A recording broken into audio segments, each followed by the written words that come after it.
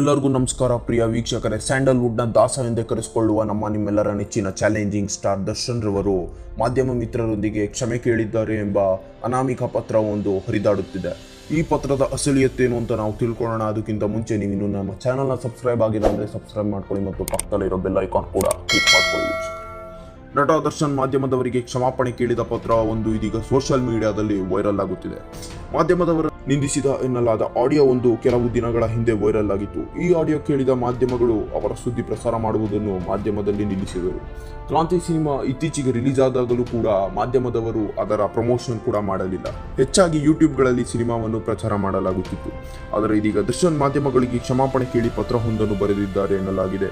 ಇದರ ಬಗ್ಗೆ ಈಗಾಗಲೇ ಸೋಷಿಯಲ್ ಮೀಡಿಯಾದಲ್ಲಿ ದರ್ಶನ್ ಸಹಿ ಮಾಡಿರುವ ಅನಾಮಿಕ ಪತ್ರವೊಂದು ವೈರಲ್ ಆಗಿದ್ದು, ಈ ಪತ್ರ ಸ್ವತಃ ದರ್ಶನ್ ಅವರೇ ಬರೆದಿದ್ದಾರೆ ಎಂಬುದು ಇದೀಗ ದರ್ಶನ್ ಅಭಿಮಾನಿಗಳಲ್ಲಿ ಗೊಂದಲ ಉಂಟು ಮಾಡಿದೆ. ಅಸಲಿಯತ್ತೇನೆಂದರೆ, ನಟ ದರ್ಶನ್ ಮಾಧ್ಯಮಗಳಿಗೆ ಕ್ಷಮಾಪಣೆ ಕೋರಿ ಬರೆದ ಪತ್ರ ಒಂದು ಸೋಷಿಯಲ್ ಮೀಡಿಯಾದಲ್ಲಿ ಹರಿದಾಡುತ್ತಿದೆ. ಆದರೆ ಇದು ನಿಜವಾಗಿಯೂ ದರ್ಶನ್ ಬರೆದಿದ್ದ ಅಥವಾ ಅವರ ಹೆಸರಿನಲ್ಲಿ ಬೇರೆ ಯಾರಾದರೂ ಬರೆದಿರಬಹುದಾ ಎಂಬುದು ಅನುಮಾನ ಕಾಡುತ್ತಿದೆ. ದರ್ಶನ್ ತೂಗುದೀಪ ಶ್ರೀನಿವಾಸ್ ಹೆಸರಿನಿಂದ ಲೆಟರ್ ಬರೆದಿರುವ ಪತ್ರದ ಸಾರಾಂಶ ನೀವು ನೋಡ್ತಾ ಇರಬಹುದು.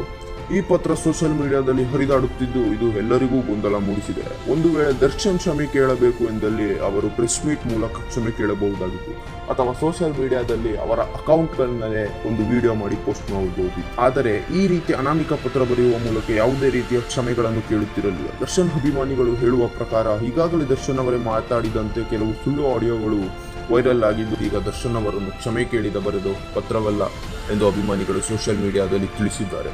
ಆದರೆ ಇದರ ಬಗ್ಗೆ ಸ್ವತಃ ದರ್ಶನ್ ಅವರೇ ಕ್ಲಾರಿಟಿ ಕೊಡಬೇಕು ಅಂತ ನಾನು ಈ ವಿಡಿಯೋದಲ್ಲಿ ಹೇಳ್ತಾ ಇದ್ದೀನಿ. ವಿಡಿಯೋ ಇಷ್ಟ ಆಗಿದ್ರೆ ಮತ್ತು ನಮ್ಮ ಚಾನಲಿನ ಸಬ್ಸ್ಕ್ರೈಬ್ ಆಗಿಲ್ಲ ಅಂತ ಸಬ್ಸ್ಕ್ರೈಬ್ ಮಾಡ್ಕೊಳ್ಳಿ ಮತ್ತು ಪಕ್ಕದಲ್ಲಿರೋ ಬೆಲ್ ಐಕಾನ್ ಕೂಡ ಕ್ಲಿಕ್ ಮಾಡ್ಕೊಳ್ಳಿ.